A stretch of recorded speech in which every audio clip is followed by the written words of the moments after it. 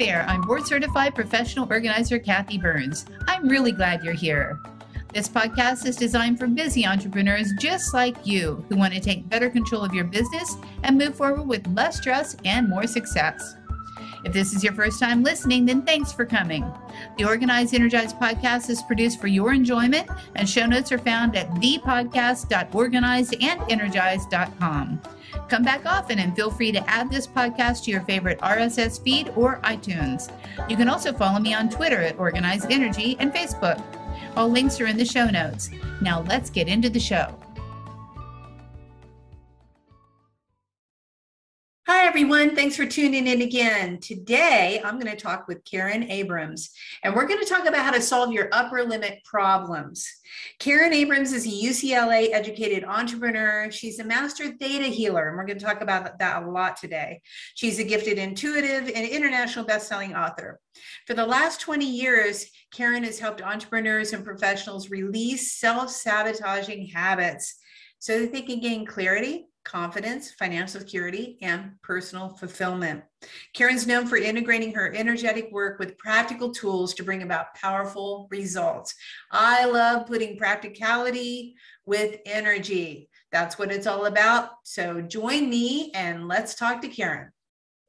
Hi, everyone. I am back, and I'm so very excited today because we're going to talk to a master Theta Healer. And you heard me in the intro, but Karen is the real deal. And we're going to talk a lot about that. But I want to start out, as usual, to talk about your backstory, Karen. And first off, welcome to the show.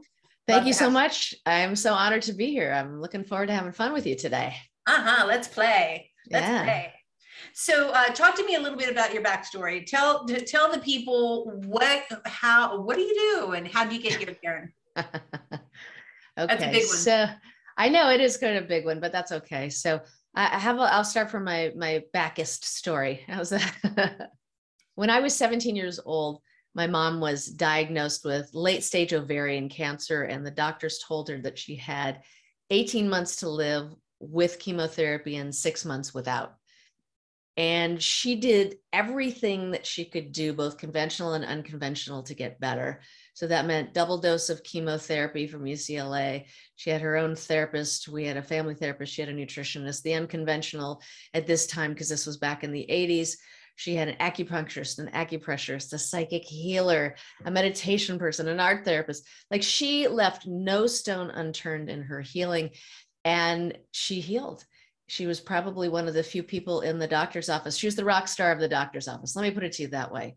And she lived for another 30 years and got to see her kids get married and have grandkids and have a wonderful life, and without ever having a recurrence, which is almost, at that point in time when that happened to her, that was almost unheard of.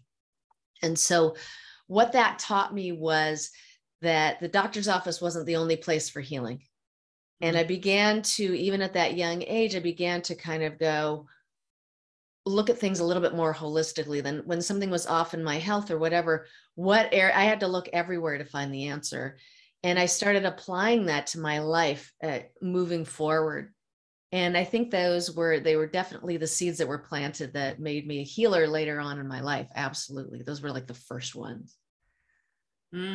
We are blessed. We have a similar story. My mother was diagnosed with cancer when I was 13, and they said she'd die in 6 months no matter what. And she had a faith system. She didn't do all the healing modalities. She did a little bit, but basically she made a deal with God and said, if you let me live until my daughter, my youngest, gets into college, I'm good to go. And so, she defied all odds, and 6 years later, transitioned when she wanted to. So, I think mind over matter, and doing whatever modality you can do works. I mean, it really can work. So that's fun. We're like sisters in that.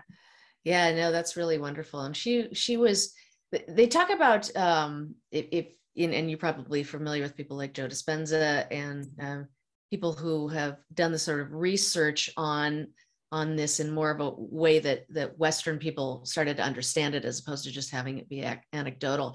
Talked a lot about this moment of feeling like how do I put this? that whatever happens is okay. And my mother told me about a moment where she realized that no matter whether she lived or she died from what was going on, that she was going to learn the lessons she needed to from this illness in her life. And for whatever reason, she let go at that moment and she lived, and I don't know if I just think that was the moment that she moved over that line and was able to accept whatever it was going to happen instead of be afraid. And I think that makes a huge, huge difference, because obviously that fear is like a magnet and it just pulls in. I would say that fear is like this hyper focus on a negative outcome. So, what is it where your focus goes, energy flows.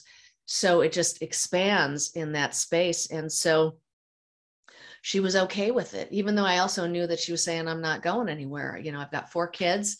I'm not going anywhere. And I'm sure there are other people who say the same thing and may have a different outcome. She was just really blessed and it worked out, And very powerful. And you were blessed to have such a strong, powerful mother and to experience it. I feel, again, so blessed that I experienced my mother's healing journey and, her faith and, just to see that.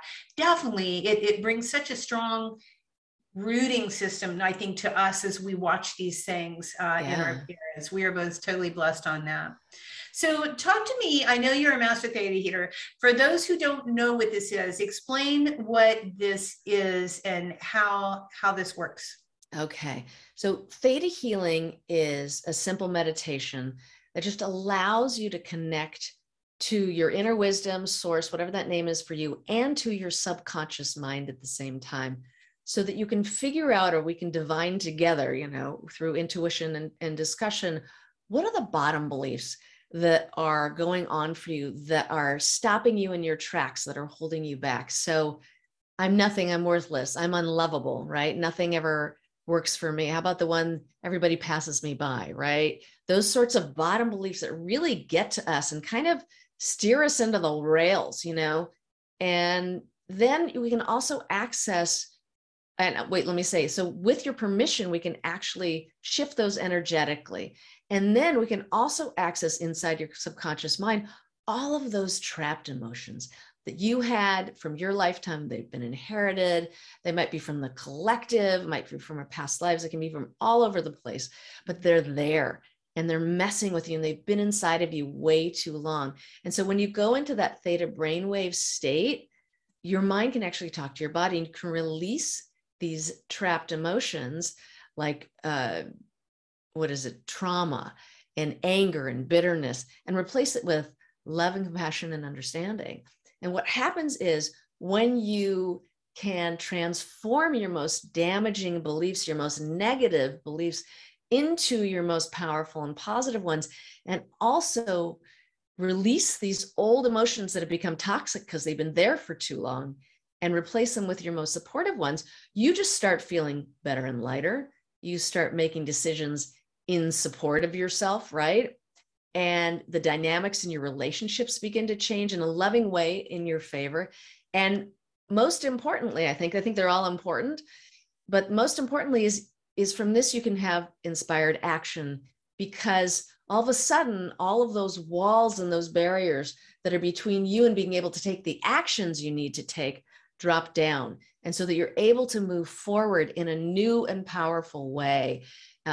Maybe something that you've never done before, at a clip that you've never done before, and at a strength and a power that you've never experienced before inside of yourself. It's really fun. I think that's fantastic, and we work on both different levels of energetics. I remove the muck that makes people stuck. You remove the muck in people's mental. And I think by uncovering, when you go into the deep process that you do with your clients, that they see what was stuck there that they didn't even know was talking to them subconsciously. And yeah, I think that's such phenomenal work. So how did you jump into that? What was the progression of your career? When did you start out as a solopreneur? How did it work for you? Because a lot of the people that are listening to the show are also soloists or solopreneurs. They might have staff. They might even be thinking about switching into something else. So talk to me a little bit about how that progressed for you and how your career kind of helped happen. Okay, sure. with this work, I had a business before this where I taught kids how to study effectively. So essentially the same business, right? Because you've got to find clients and you're working for yourself and you've got to be out there and you've got to do all those sorts of things. And I always felt like that was like a B plus. I loved it. I loved the work I was doing. It was connected to my own personal story of knowing how bright I was, but not having a system to attach it to. So I had a lot of that, but I also felt at the same time like I hadn't hit my A yet. I hadn't hit my A game. I was almost there, but I wasn't quite there. And then I watched a friend of mine transform her life in what I thought to be a very short period of time. And she was going through, she had things in like all the areas of her life. Her health was at a very precarious place. She was in a long-term relationship that wasn't going where she wanted it to go to. And she wasn't making the money that she could have made based on the fact that she already had an MBA from an Ivy League school. And all of her colleagues, all of the people that she went to school with were making like $400,000.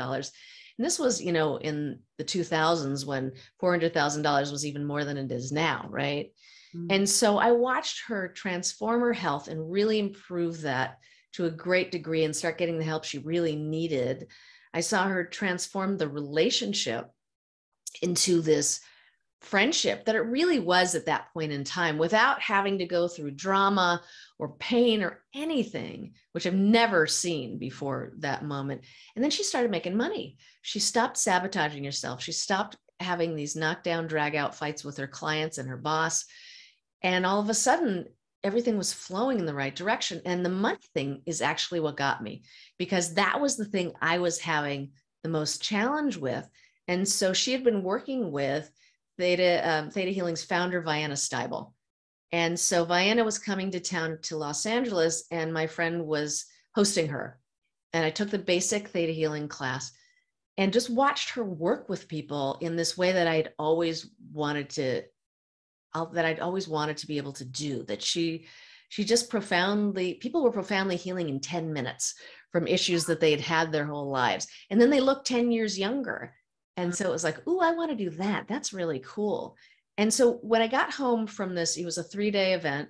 And I got home and I remember that Monday feeling like I could breathe in a way, like very deeply, very calmly, feeling like I had space in front of me that I didn't know wasn't there beforehand. And at this point, I'd had anxiety for 6 years and I'd been going to a therapist, working with him for a year and a half. We had done amazing work together. He was incredible at what he did and what we did together. And we got it down really low. And yet there was this one part that I couldn't seem to penetrate through, which meant that I was still waking up in the morning, startled every morning, and my heart was beating through my chest the whole day long. And I don't say that with hyperbole at all. It really was, and what was on my mind at every moment, because the moment that it went away, any second that it went away, I would just find it again and it would just start. So I couldn't stop myself, right? If I noticed. And so in that moment of all that space and that freedom of movement, I realized that my anxiety was gone. And it was the first time in 6 years that my body had been out of fight or flight. And I just flipped out because usually, right, that moment was when it all came back and nothing happened. I went, oh, and I could still breathe. I was like, oh my gosh. And so I flipped out. I started I didn't even know how to describe this work to anyone. And I signed up for classes and practice classes, put everything on my credit card. I didn't care. I was single then. I didn't have a family. I wasn't married. And I just went for it and dove in. And a few weeks later, some of those symptoms of the anxiety came back. But by this point, I was really gathering steam and momentum and learning how to do this work. So I just kept chipping it away. And at some point, I can't even tell you when, I don't think it was very long at all, I stopped noticing that I was anxious. And so that thing that was on the top of my list for 6 years just flew off of it. And another thing came up to work on, but it was no longer that anymore. And I never thought, even though the work that I had done had helped me so much, I just thought, well, I'm just going to have this the rest of my life. And I'm just going to have to deal with it at this level. And it'll just be what it'll be. And I was wrong, happily. And just to have just moved from there on, into this, really happy life that I'm really, really, really satisfied with and happy about. Isn't that funny how the universe responds? So it's Yeah. funny. So you just did a weekend retreat, and right away you had relief. And I think that things happen instantaneously when they're this, when they're right on track of where you're supposed to be. And obviously you felt called to that. So talk to me about a client that you've actually helped get through the process. Tell me a quick little story about what was before, what happened during, and then where is this client now? Okay. So I worked with this, and I still work with him when he comes in. I work with people in different ways. Some people come regularly, like a therapist, they'll just come. Some people come one-offs or project-based, right? Like, this is going on. I just want to work on this. When I'm done, I'll see you when I see you. So this client of mine is a financial planner. And when we started working together, and he's been somebody who's like project-based, and he had hit this income ceiling. And I call those upper limit problems, right? You hit this income ceiling or something. It could be emotional, it could be physical or whatever, and you don't know how to break through. And so we got to the root of what was going on from his past. That was really helping, because the examples of what were going on at work were kind of similar to the childhood stories and those sorts of things. So we got down to those original wounds and were able to help him heal them and just open that up for him. And after that, he started attracting the kind of clients that he really wanted, which were the 7 and 8 figure clients who wanted to invest with him. And then after that, and this is even more recently, so his income went up, it just boosted up. And after that, and then more recently, he secured a deal to buy somebody else's practice. So now he's doubling his income from there. And so, and this was all, deep emotional and energetic work. It wasn't like we went, okay, look at your spreadsheets and what you need to do. This was about who he was being and how to change that so that he could attract what it was that he really desired. And now he's really receiving it. And it's just so amazing to watch and be witness to.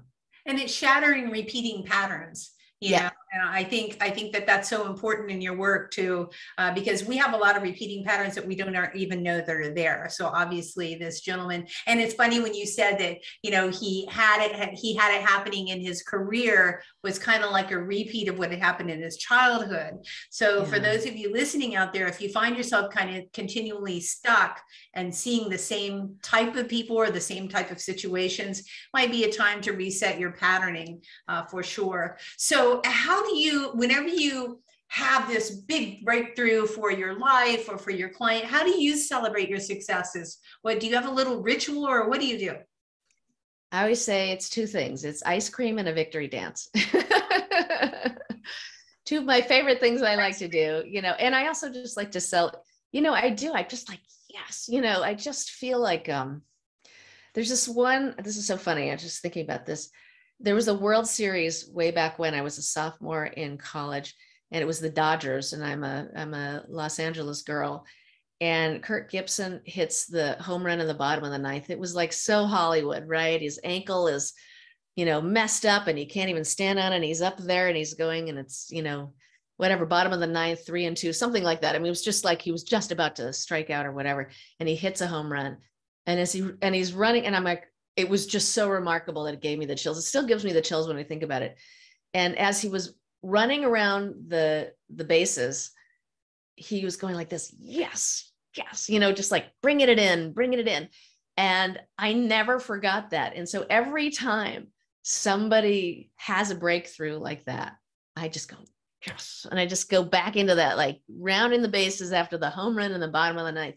I'm not even a baseball player. I played Little League when I was in 6th grade, and I struck out most of the time. So, that's just, that's what I do. Or I like to just, find the people I love, give them high fives, and give my clients big hugs, because, I can't do this work for anybody. And I'm really the person who's in the background, creating that space. I think that all healers, and you can see if you agree with me or not, the best healers out there are really just creating this really big space between the client or the person, you and God, or you and the universe, whatever you believe that energy to be. Yeah. And you're letting, you do the work. And so, yes, is there a process I go through? Absolutely. It's different being in my office than anybody else's, or being on the phone with me than anybody else. But I do believe that they're doing most of the work. I'm just back here in the cheering section and, trying to work things from the back, from the back end. Yeah, a couple of things. I absolutely love, actually a physical thing about a celebration, just kind of cements it and then do whatever you want to do. And I also love the fact that you said that you create the space for the client. And it's true, our clients are the ones that do the work. Ironically, my very first company as a pro organizer was called Add Space to Your Life. And space is so very important to me, that everybody needs space, because if you don't have space, you really can't do the work that you need to do, on the physical or the mental or the emotional level. Everyone needs space. So I'm a big space proponent. Yes. Yeah. Space absolutely. is critical. Okay. So speaking of space, as a pro organizer, I have to ask you, what's your favorite organizing hack? What do you call upon that really serves you to keep yourself organized on a day-to-day or month-to-month or whatever?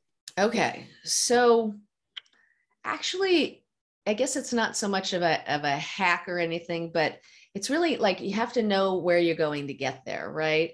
Because what do they say? A dream without a plan is just a wish, right? Yes. So I like to go out and say, let's go out for a year. You can have your 5-year plan, that's fine, but you can just go out to a year and go, what do I want in the next 12 months to happen for me? What do I want? And you don't have to have all the answers. You just got to know what you want, and then reverse engineer to your monthly goals, and then reverse engineer to your weekly goals, and then to your daily goals. And I do that a lot, because if I just go and do what's right in front of me, sharpen my pencil and pay my bills, I'll never get anywhere. I'll feel like at the end of the day, I might feel really good, but then, you end up going, gee, why aren't I where I want to go? And time is precious. I don't know about you, but I'm really feeling that now. Yeah. And so we really need to keep our eyes on the prize and just create those goals. And that was definitely something when in my 20s, and not as much in my 30s, but definitely my 20s, I was really scared to set goals, because I think I was so afraid of failure that I didn't want to fail. And the truth is that the moment that you're afraid of failure, understand that you've already experienced it, that you already feel like a failure. And really what you're saying is, I don't want to feel that again. I don't want to go back to that thing that's probably just right there, just right there and just waiting for you to heal it, but it just sits there.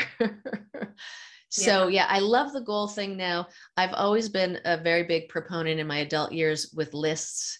I love lists. My mom used to have these teeny tiny pieces of paper with her name on them. And then she would write her list for the day of what she was doing. And I used to think, God, that's so yucky. Ew, who would like that? Blah, blah, blah.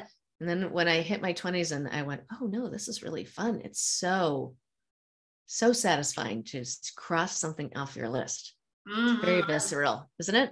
Love the crossing off. And what a great example too, for her to show you that you're actually doing it. That she actually had her little pieces of paper and she planned her day. My father had the little notebook in his pocket, the little timer, and he'd write everything that he was going to do and all of his schedules and stuff. And, I think it's funny that, the thing that we are like, is what we learn and what we actually become for our parents. Like, why is she doing that? Or why is my dad carry around this stupid little notebook? And of course, now we can't live without it. So whenever you go to plan and forecast your year in advance, is this written? Do you write it on a pad? Do you put it in a planner? What type of medium do you use for your pre-planning? I have a book that I put these things in. I can start out, I kind of put them in different places. Like sometimes I'll have it just a document like yearly goals, and then I can go down there. But I really like to write. I'm looking around for a pen for me, because I just wanted to say that I love writing, it's so immediately rewarding. And I think that's the way that you really learn. You don't learn from typing, even when it's in a computer, but I do like seeing it up there, because on a computer, then, on a document, you can rearrange it and you can move things from here and there. Mm-hmm. But I love having the goals written down. I have a book that I look at them so I can have a little tab that I know I can always go back to it. And I also know that they're not written in stone, that if I want to change what I want, I can change all of these things because it's not really going to take that long to do it. It's not like when I was younger, I probably would have been like, oh, forget it. I'm not doing that, blah, blah, blah. I've got a million years left in my life. Yeah. And, I think one of the gifts of getting older is that you realize how precious time is.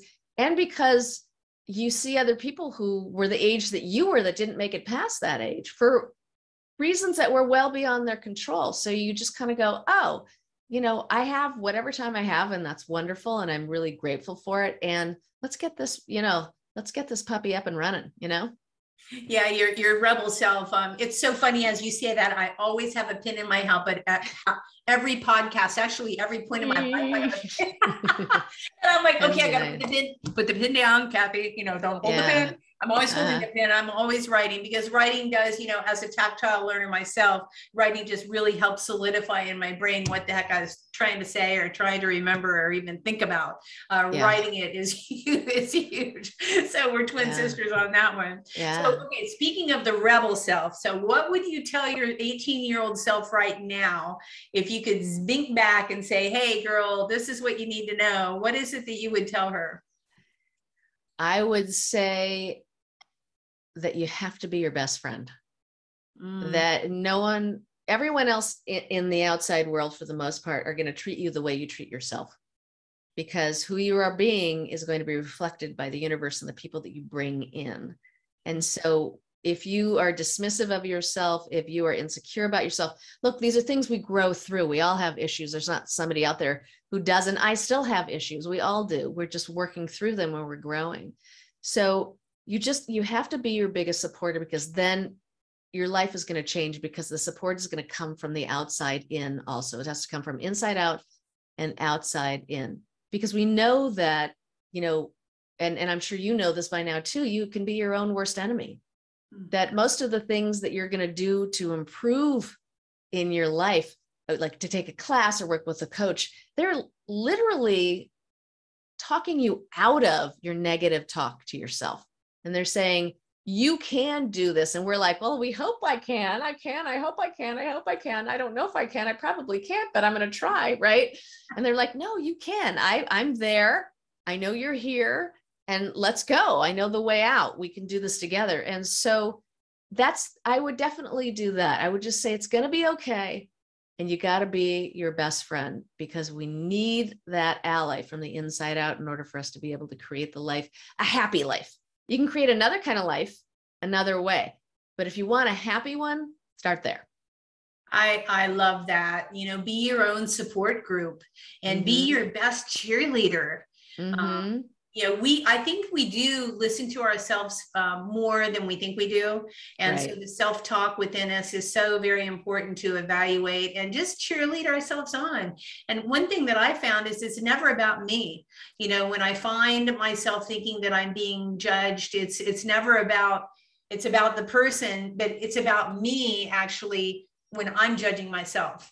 So yeah, I think that's super important. Be your own cheerleader. I love that. Okay, so I know that you have something to offer the audience, and I'm so excited to hear what it is that you can provide for them. I'm sure they're waiting to hear too. Oh, okay. So since I work with people with healing their upper limit issues, and that could be in finances, that could be in your relationship, your health, whatever it is in your life, that finding that there's some voices inside of you that are telling you that you're not enough, that you're less than, that you're insecure. Those voices are also telling you to wait for the other shoe to drop. And those were very important things that we needed ancestrally, because we could be attacked by a live animal, right? And we could be attacked by another tribe member or another person. And so we needed to stay safe and prepare for the worst in order for us to be able to survive. But now we're somewhere where we can thrive. Even in all the stuff that's going on in this world right now that we think is so different from any other time in history, people are thriving. There's a lot of people here who are still thriving. There's a lot of people who pivoted and are thriving. And the way they can do that is by taking that negative self-speak and turning it around, like and I have a class that I teach called turning your inner bully into your best friend. And so what I'm offering to you right now, what you can have for free is this Theta Healing meditation, which is just energetic downloads to help you soothe your inner critic and help create positive messages instead of hold on to those negative ones. And I always suggest that you do this at night. I call it an evening meditation just to actually enhance the advice of doing it at night, because whatever it is that you do at the end of the evening before you go to sleep marinates in your subconscious for another 7 or 8 hours, however long you're asleep. So you might as well get the most bang for your free buck. So this one is called Healing Your Inner Critic. It's a really brief Theta Healing meditation that's just geared to help you heal that inner critic and move into that place of completely supporting yourself to build yourself a really happy and abundant life. That's a huge gift. And I'm going to listen to it tonight for sure. I love doing the ending my day with gratitude and top that, as a preference for the Theta Healing process. I'm excited. So everybody make sure to download that. I think that's going to be really good for you to help remove your blocks. And that's very generous. Thank you. You're so welcome. It's such an honor to be here. This is so much fun. Yeah, I know. We're having some fun. And I didn't know we had such parallel lives here. I know. Very cool. What's the one thing that I should have asked? Have we missed anything that you really want to talk about? I always want to ask my guests that, because maybe there was something burning on your mind or something you have upcoming or anything at all that you want to speak about. I think you've actually said it. I think that people have to find what works for them, right? Because everybody's deck is different and the way you shuffle it is different. And so someone may be, looking at what I do and think, wow, that's really great. And some people might look at it and go, I like this other thing instead. And so I always say, find the stories that relate to you and the healing journeys that relate to you. And so we shared about the financial planner. I can give you like another example of somebody, and that would be it, of like a relationship issue that I thought was really poignant that I thought I could share with you, which was about this a married couple who were just in this really tough place in their life where they were so disappointed and angry with each other that they would trigger each other, and they couldn't get through a day without fighting. And they had a child, so the kid was in between this, which was really tough. And they were going through a lot of stuff. So I worked with them separately on what were the wounds that were being triggered by the spouse, right? The other spouse. And when we healed those wounds, they weren't triggered there anymore. So if that spouse said something unconsciously or consciously to try to dig at the other person, nothing happened. And what was so great, since both of them were doing the work, they found more compassion for themselves and for each other. And it really saved their marriage and then saved their family, because they became, once again, this tight little happy unit that is still thriving to this day, both with their businesses and their lives together. So that always just makes me really happy. Yeah, what a blessing. And I think it's so important that you worked individually with each person, because really we have to work on our own stuff. And then, we're the ones that are getting triggered. It's our story. It's not absolutely. We think it's the spouse is laying it on us, but no, it's, it's our story that we need to really reconcile and eliminate. And what a great blessing for the child as well. Yeah. No, it was really, really neat. Well, this has been a pleasure. I really so appreciate having you on the show, and I've enjoyed our conversation. Make sure to download, gang. Download that meditation. I'm literally going to do it tonight and enjoy that. And for those of you who have enjoyed this interview and you want to learn how to organize your life and simplify your life, make sure to download my gift as well. And download. If you like us, love us, share this podcast, spread the love. We would love that. And I would so appreciate it. Just like I appreciate having you on the show. So thanks so much, Karen. It's been a pleasure. And thank you. It's been such an honor to be here. We will see all of you soon.